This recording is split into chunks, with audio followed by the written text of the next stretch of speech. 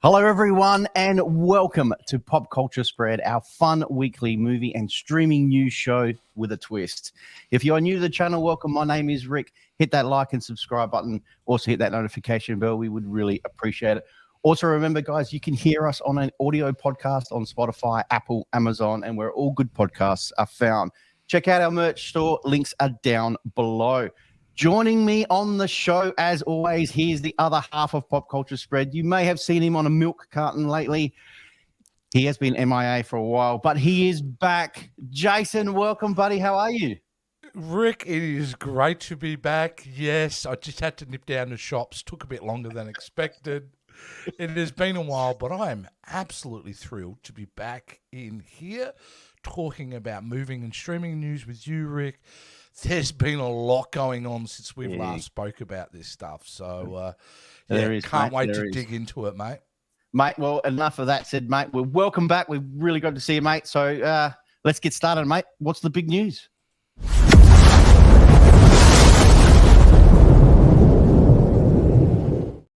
Rick, mate, the big news. I mean, there are a couple of massive stories that we probably need to talk about since we've been gone. And one of them is the strike, which we will get into a little bit later. But essentially, for me, it's the fall of Disney.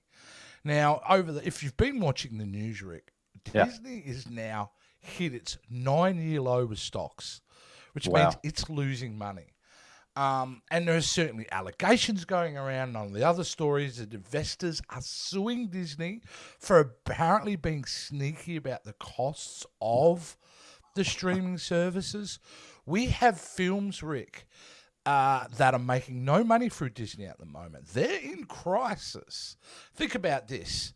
We had Indiana Jones and the Dial of Destiny, a film that was touted to probably do an $800 million global box office, made $300 million. Is that all? That's all it made. Ant-Man and the Wasp, Quantumania is a disaster.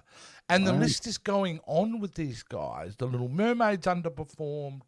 They are really struggling. And there are a few key reasons for that. One is they're creatively bankrupt at the moment. These live action adaptations have been hit and miss, you know, and they're on the tail end to what is, I think, blockbuster fatigue, which the audience is having, you know. Rick, why be driven to go to the cinemas to go and see the biggest new Disney film? Because within 3 months you can watch it at home on a streaming service you're already paying for. Yeah. Now, the reason I bring this up is, so what? Disney's losing money. It's a big deal because of what it will do to the industry. They are probably the tentpole studio in regards to blockbusters. You know, they own, you know, Marvel, they own Star Wars, they own Pixar. Like, you know, I mean, Bob Iger, who's currently under fire and only just returned to the job recently. That's right. Yeah, he left and come back. He left and came back. He was the person that got Marvel, that bought Disney, you know, that massive deal with George Lucas, who got Pixar back on board. And he led what essentially, Rick, was a decade of Disney being the number one studio in the world. I mean, we had the Infinity War saga, we had Star Wars come back, we had Pixar continue, and then COVID hit and everything changed. Because COVID hit and then streaming service around the same time. Well, we're going to invest in streaming. We're going to start to do that. COVID hit, meaning there was no movies out for a good year and a half, I reckon that was. What it's done, Rick, essentially, it has brought the industry on its knees because they've focused on streaming and went, we're going to start to put out film quality content on streaming. Spending sometimes $250 million on a season of a TV show with no real way to recoup that long term. Short term, sure, because you're bringing in new subscribers. But there's a ceiling there, Rick. There's only so many people in the world who are going to subscribe to the Disney streaming service. And therefore, they're hemorrhaging money. They reported a couple of months ago a $900 million loss. Nearly $1 billion in losses is because the past CEO, Bob Chapek, just put it all in on streaming, and it was the wrong choice. Plus, we've got a writer strike, we've got an actor strike, and, you know, there's a lot of bad things happening at the moment for the industry. Does Disney have too many fingers in the pies? Have they got too many properties, too much going on? Is it time to just go, you know what, let's sell some stuff? It's definitely been a period of expansion, the 2010s. I mean, they expanded extremely, not in only the IPs, but the works on the parks, Rick. The parks went on big expansion. And here's the other problem. It's not just the films and the streaming services that Disney are taking a hit on. It's their parks. People are just not going. So where does that leave things for the future, Rick? You know, in regards to some of our favourite IP, some of our movies, I think we're right at the beginning of a film revolution. I think what you're going to see now is a lot less of these big blockbuster IPs coming out. And certainly Bob Iger has come out and said we're going to be making less and spending less on what we're making, which is absolutely what needs to happen. Yeah. So a revolution for the film industry. I'm really referring to content, the type of content we get. And because if you're spending less money, then sometimes you have to get creative to solve problems on a film set. And I think that's where gold comes from. So I'm really, honestly, out of all this, and there's, you know, it's a horrible situation with, you know, people, well, they're just rich people losing money, so it ain't that horrible. But either way, what it does mean, Rick, it does mean in 5 years from now, we're going to get some really great new interesting content come through.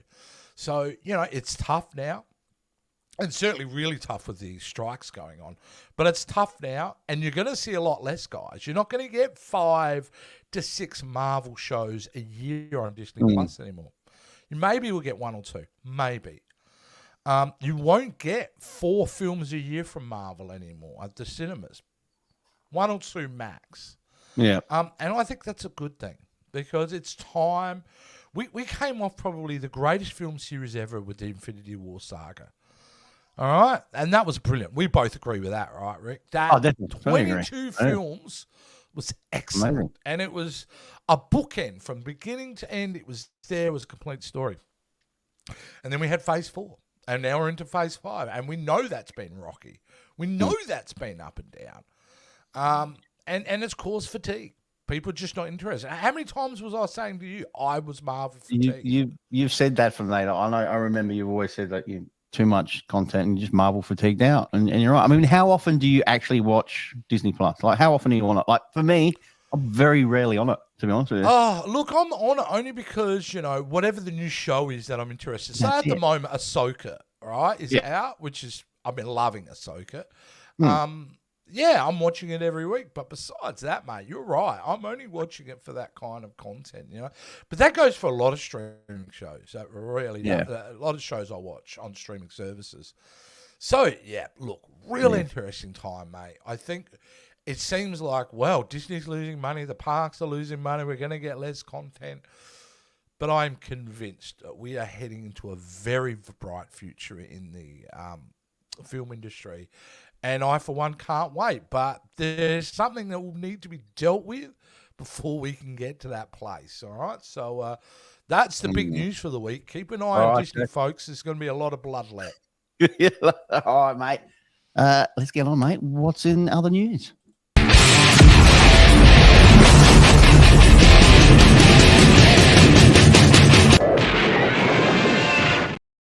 So random, but I love that clip. I'm sorry, I had to use it. We'll have a bit of Godzilla action. Oh, man. Now, you briefly touched on it just in that previous about the strikes, Jace. We are going to be talking about the strikes, and not many people, well, I mean, there's a lot of talk about this at the moment, but, wow, where are we at with this strike, Jace? Where's your view on this?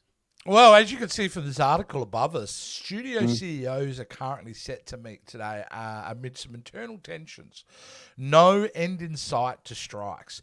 We are absolute at a stalemate. This strike is probably, is really concerning. Not probably, is really concerning because they're both not budging anyway.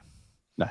You know, Adam Driver came out in an interview just overnight, actually, in the last few hours, talking about the strikes when he was at a press conference for the film Ferrari, which is coming out soon. Amazing. Michael Mann directing. Looks excellent.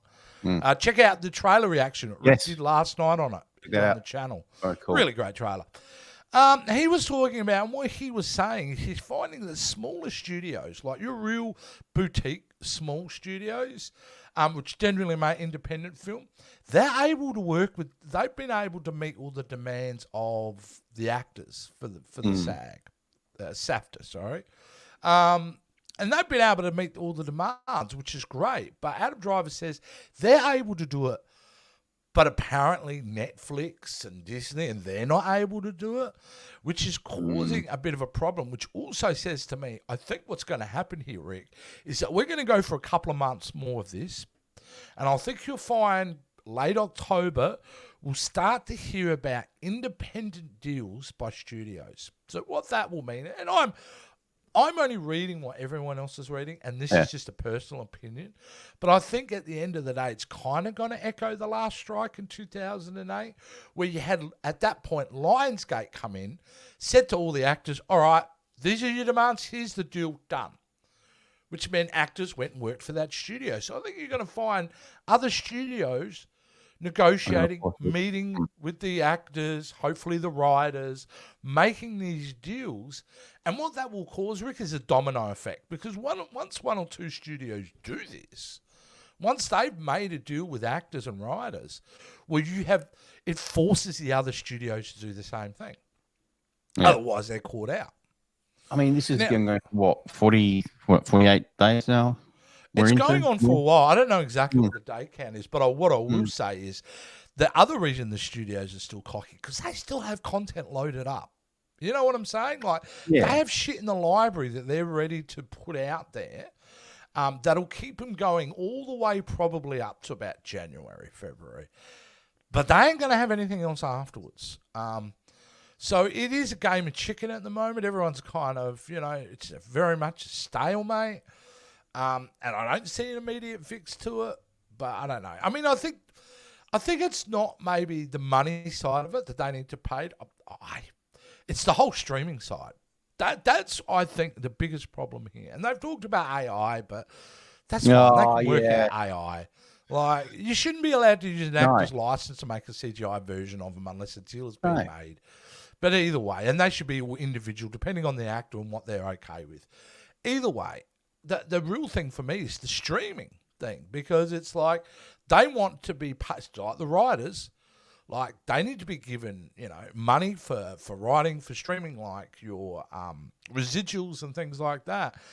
And Hollywood Studios not willing to budge on that one, mate, because they're losing money on streaming. Nobody's making any money. No one. Not Amazon, not Disney, not Netflix, definitely not Paramount Plus, and the list goes on. This is a losing game, streaming currently. So, the studios aren't going to come out and go, oh, here's more money then for something we're taking a bath on. It's just not going to happen. So, unfortunately, dude, I don't have great news on it. I don't think anyone has great news, but this strike is going to keep happening. And I got to say, I support the actors and the writers. I want to formally come out and say I absolutely support it. I think it's important that they get what they want, but it also needs to be negotiated. So they're not going to get everything. So hopefully they come to the party, because it's a very difficult time in Hollywood, as we just spoke about. People are not going to the movies as much. People are cutting costs. Inflation is through the roof. You have to make choices. So it's going to be a real battle, mate, to get these people back at work. And then hopefully people go and see the works. Yeah. Wow. Yeah. Speaking of directors and things that are going on, James Gunn is back. And he's going on a good way. The title is Calls to Fire. James Gunn hits web after resurfaced anti-Batman posts from a decade ago. Are we in deja vu at the moment here again, Jace? I don't know. This whole thing again. He made tweets about 11 years ago, openly bashing Batman movies, Tim Burton's and Christopher Nolan's. Like, come on, guys. What are the tweets there, Jace? What were they? Well, look, we can kind of go over them a little bit, and they are quite Twitterish from that point of view. But let's have a look here. I'll read a couple of lines. Tim Burton Batman is a poorly written. The soundtrack is the worst work of everyone involved, and is absolutely one of the most boring films ever. That's some harsh statements, all right? But again, made by a very indie kind of punk rock filmmaker at that time.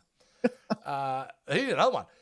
Keaton did have a ridiculous voice. That said, I'd rather put up with a ridiculous voice than the horrible action sequences and acting barely worthy of the Batman TV show. These are nasty comments.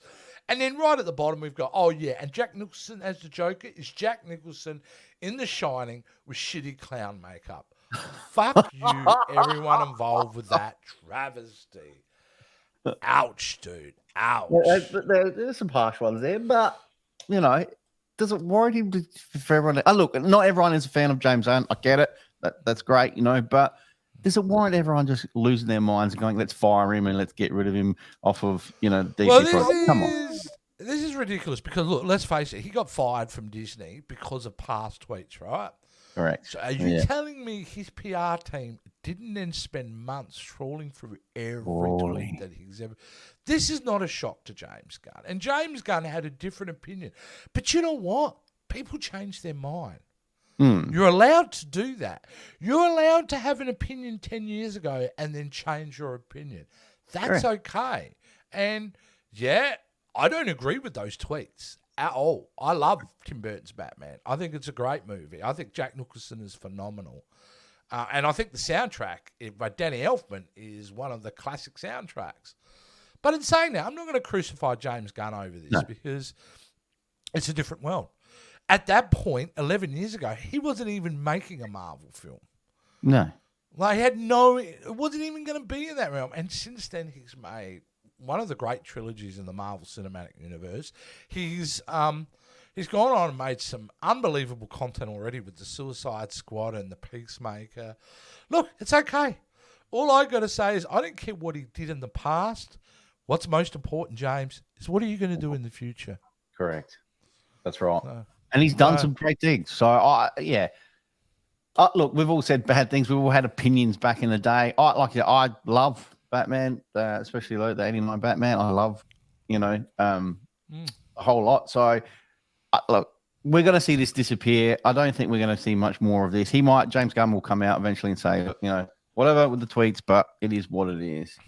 I think what talks is his next movie, the Superman movie that he's currently writing and developing, which is going to be his next film. Yeah.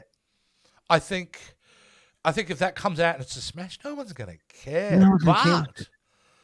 But people will come out to see a James Gunn film. But if it is not a hit, that's going to be an interesting thing to watch to see if James Gunn will remain the head of DC films. Yeah, because it can always be yesterday's hero, mate. We'll see. Speaking of streaming and all the rest of it, Netflix seems to be the news. Isn't it? It is here in Australia. So the title here we've got is Netflix subscribers ditch streaming service in droves in Australia after password sharing crackdown. Now, if you guys are familiar with it, back in, I think it was March, they introduced the new system of where you can pay, I think it was like $7, and then you can add your other family members onto it because a lot of people were sharing Netflix in the housing. They had a good run with it. They got a lot of subscribers, but recently they've just done some numbers and they have lost a lot of subscribers. And there's a lot of variations on why this is happening. But I have a theory behind it, dude. I would agree. Some people would be going, "This password sharing crackdown, I'm out." I think the bigger problem is the price of Netflix and what you're getting for that price. Yeah, because it is expensive now. Like, I'm someone that was paying I'm paying the premium. Paying the premium amount, and just last month I got out of Netflix. I unsubscribed to Netflix with the thought of, hey, when the next big show is that I want to watch, I'll resubscribe.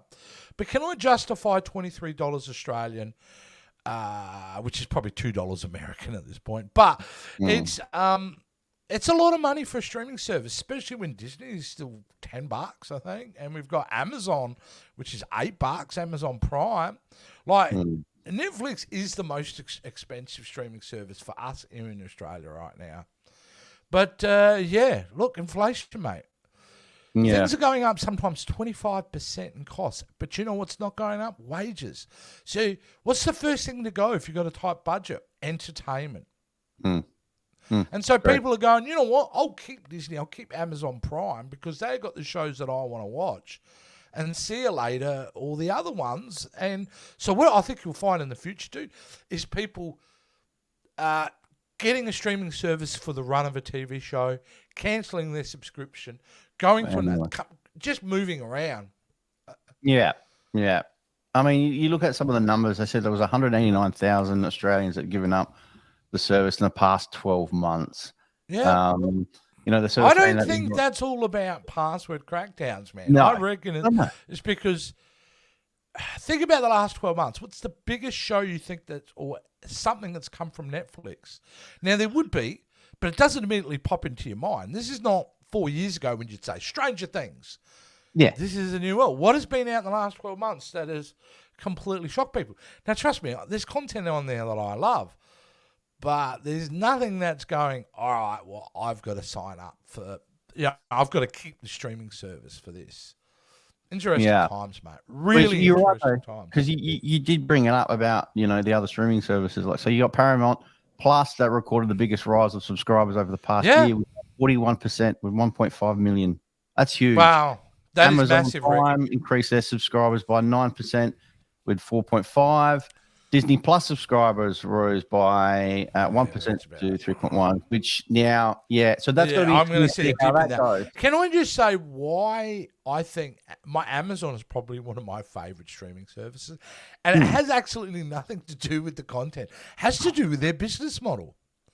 Yeah, that's been because it's brilliant. Because Amazon Prime, all right, is essentially a gift from Amazon for you subscribing to their VIP delivery service. So when you sign up for Amazon, right? Amazon Prime means you get a delivery in 2 days. In fact, I've got a delivery coming today that I ordered not last night, the night before. Right, really quick. It's great. Secret package. And their gift to you is to give you the streaming service. It's included as part of the deal. Yeah. So no matter what happens with Amazon, right, and this is why you'll see most likely Amazon Studios continue spending a lot of money on stuff, it's because it's not really where they're making their money. They're making their money from Amazon. Yeah. So the actual delivery service. So I like that business model because it's kind of, they can ride the wave of this whole journey without being damaging. Netflix can't. Netflix can't do it, dude, because they don't have another. Even Disney has got the parks, they've got the films, they've got whatever. So Disney Plus is a they'll take a bath on it, but if they had to, they'll still survive. Netflix is dependent, on people watching this because there's no other thing to Netflix. That's it. So I don't know, but they're saying we spend an average of $45 a month on streaming. Cost of living, which is gone. So if inflation's going up, of course those streaming services are going to go up, and then we're starting getting into cable television / pay TV prices. Are we not? Yeah, that's right. Yeah, and then we're back to square one, to where we were with cable. So Wow. Yeah.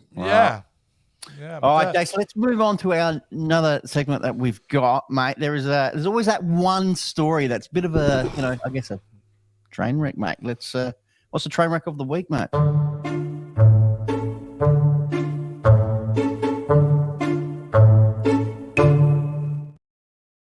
One thing I hate, mate, is virtual signaling.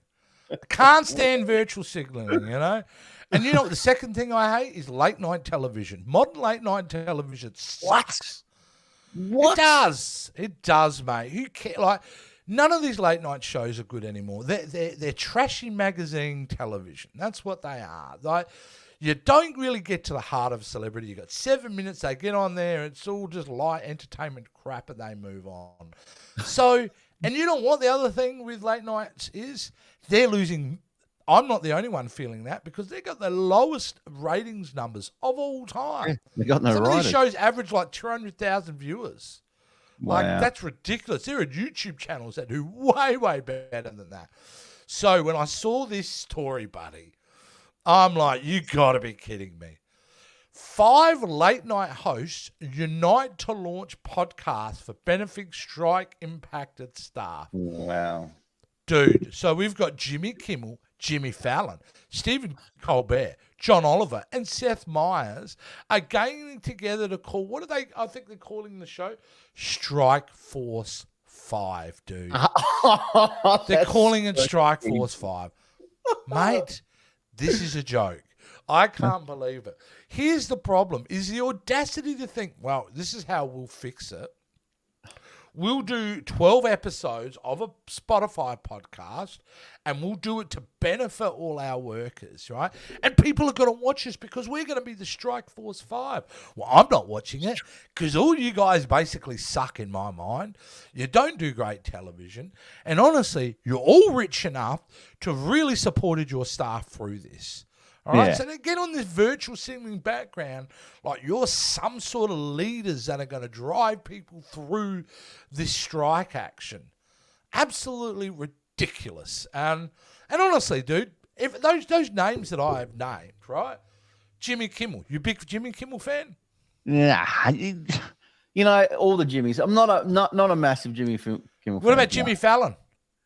No, he used to be. Dude, I punch that guy in the face. I honestly, he annoys me so much. And I'm not a violent man, but I would absolutely take a swing at that dude. Stephen Colbert, I kind of like, but I don't like the show that he does. No. John Oliver is funny, but the show is his show is, I don't know. Sometimes it's good, sometimes it isn't, you know? I mean, Seth Meyers couldn't give a shit about. Really couldn't give a shit about. I've never thought. I don't even think I've even watched an episode with the late night. Here's the real deal, dude. They're desperate. They're losing relevance in the popular culture, late night hosts. The days of Johnny Carson are well gone. Yeah. David Letterman, well gone. The audience doesn't want to stay up at 10:30 at night to watch a live late night show when A, they can watch the clips the following day on YouTube. Secondly, you just don't need to do that. There are so many avenues out there to get news, to get interviews. I mean, holy moly, if you want to see your favourite celebrity interviewed, why would you watch them in a 7-minute clip where you can get on some fantastic video podcasts and watch 2-hour-long in-depth interviews with your favourite celebs? So why are you going to watch these hacks? So, absolute massive train wreck of the week, mate. That is absolutely disgusting. And screw you, late night hosts. Well, they're all like James Gordon's gone. He's gone. I heard. Oh, he was a piece of crap. That guy. He's gone. So I reckon you're going to start seeing them just slowly dropping off. It's a format from a time that no longer exists. No. You know? Classic television is done. It's over. Well, speaking of it should never be forgotten. No. Well, speaking of classic television, Jace, we've always had, obviously we are true Aussies here, and we've had some really good classic Aussie telly on our screens. And growing up, there was a lot of things that we used to watch. And I guess let's move into our next segment of great Aussie Well, I think telly. you said what the title is. I tell you what, any boss who sacks anyone for not turning up today is a bum.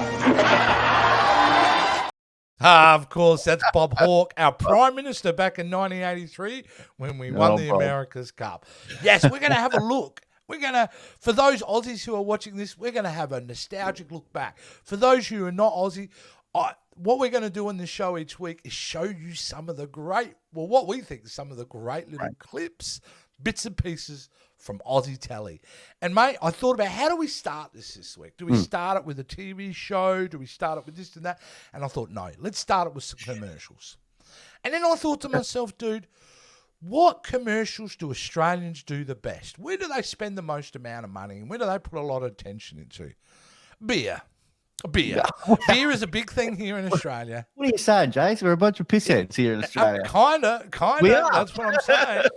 So what we've done, I've grabbed a couple of Australian classic beer ads, which we're going to play in a minute. We'll be putting them on in a second. And, check them out. And each week we're going to be doing clips and bits and pieces. And if you have any suggestion guides out there, don't forget to put it in the comments. We'll certainly be paying attention. And if you've got a great clip, we'll certainly play it. So, but in the meantime, let's have a look at a couple of classic Aussie beer ads.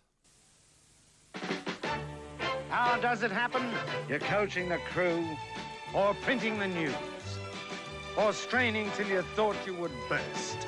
You sure got a thirst. A hard-earned thirst needs a big cold beer. And the best cold beer is Vic. Victoria Bitter. You know how it happens. You're treating their sprains, or fixing the trains, or trying too hard to come first. You sure got a thirst. A hard-earned thirst needs a big cold beer. And the best cold beer is Vic. A long, cold Vic. It can come at any time. You're taking a bow or feeding a cow. Matter of fact, I got it now. A hard-earned thirst needs a big cold beer. And the best cold beer is Vic. Victoria Bitter.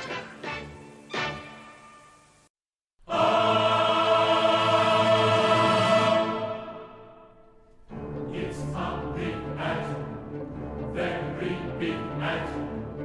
It's a big ad, we're in. It's a big ad, my God, it's big. Can't believe how big it is. It's a big ad, for counts and drums. It's just so freaking good. It's a big ad, expensive ad. This ad better sell some bloody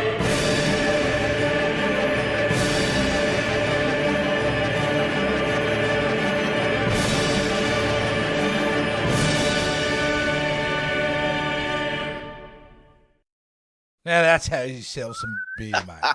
That's how you sell some beer. Now that first one, Victoria Bitter, it's probably not clever. It's just iconic for us. Very iconic. I mean, that ad played for 30, 40 years, you know. And you know what's so clever about that? They say the same thing 3 times in that ad. Yep. And that's all they do. And it's, I don't know, just something very Australian. By the way, the beer is piss, but the commercial itself was great. So really love that. But that Carlton Draft ad, mate, when that came out in the mid-2000s. I remember that. I remember. It's one of my favourite ads of all time. It is so inventive, so clever, so funny.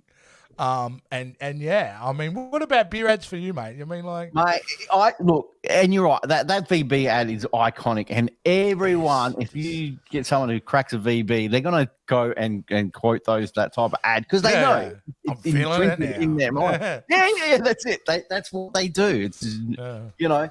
But yeah, Gene, you just don't see that anymore, and it's such a shame because they were so good ads, and they were long ads as well. You know, they were long. Well, that Carlton Draft one, you're not making that under $1 million. No. And I suppose with the landscape that is changing, Rick, is that we don't watch commercials like we used to. No, like we would see those ads if you were watching something on telly. You'd see those ads playing 2 or 3 times in an hour. yeah, well, that's we just right. don't get that anymore. So No, absolutely nostalgic there. I loved it, Jake. I absolutely loved it. Well, check in every week, Rick, because we're going to have a new clip for classic Aussie telly. And it's not just going to be commercials. It's going to be stuff from live television. It's going to be clips from all bits and pieces all around Australia because we figure, yes, the Aussies watch us, but hopefully the Americans and people in the Normans and all around the world are watching it. And if we could share some of our love of what we grew up with on TV, we're going to do it with you guys. Well, it's 9:15 here in Australia now, so I might go crack a beer, Jace. Maybe need a nice cold beer, yeah. And the best cold beer is Vic. Victoria Bitter. It is. There you go, Rick. There you go. Well, Fun. that's it. We've kind It is, of isn't it, mate? hit our first. We're kind of at the end of our first show here.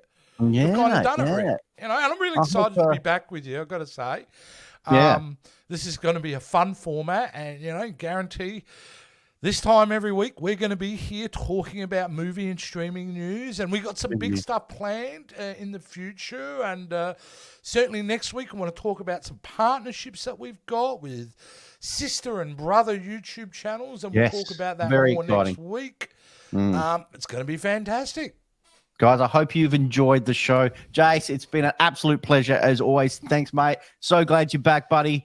Having so much fun. And guys, we will see you all next week. Thanks, guys. We'll see you then. See ya.